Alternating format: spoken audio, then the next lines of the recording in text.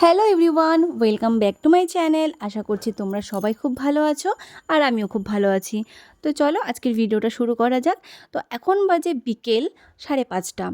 আমরা এই সময় চলে এসেছি ছাদ বাগানে। আজকে ডিসাইড করলাম যে ছাদটাকে ক্লিনিং করা যাক, মানে আমার বরমাশাই বললো ওই ক্লিনিং করবে, আমি আর কি শুধু ভিডিওই করছি।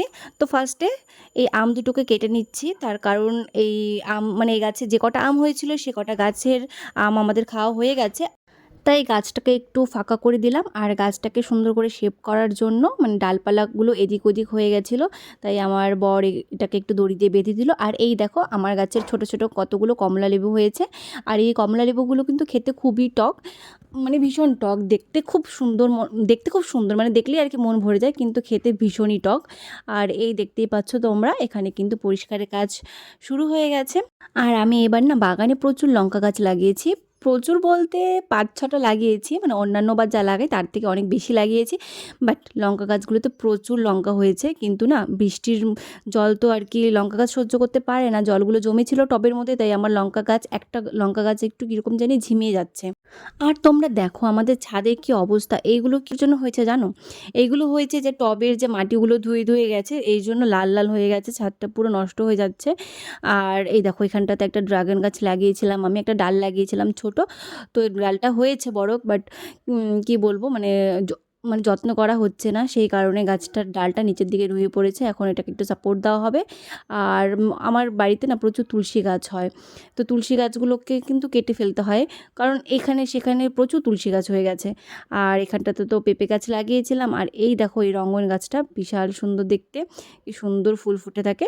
আর প্রতিটা গাছের গোড়াতে আর কি পুরো শুকিয়ে গেছে একদিনের রোদে, জাস্ট এতদিন বৃষ্টি হয়েছে, শুধু গতকালকে বৃষ্টি হয়নি সারাদিন, আর আজকে মানে গতকালকে বৃষ্টি নেই, একদিনের রোদে দেখো গাছগুলো কীরকম হয়ে গেছে। ভাবলাম যে একদিন জল দেবো না, একটু মাটিটা শুকাক, এত রোদ দিয়েছে। দেখো টবের মাটিগুলো দেখতে পাচ্ছ পুরো সাদা হয়ে গেছে। আর গোলাপ গাছ, জবা গাছ, যত গাছের টবের আগাছা আছে সবটাই কিন্তু আমার বর একা হাতে পরিষ্কার করেছে, আর বেচারা কিন্তু ভীষণই ঘেমে গেছে।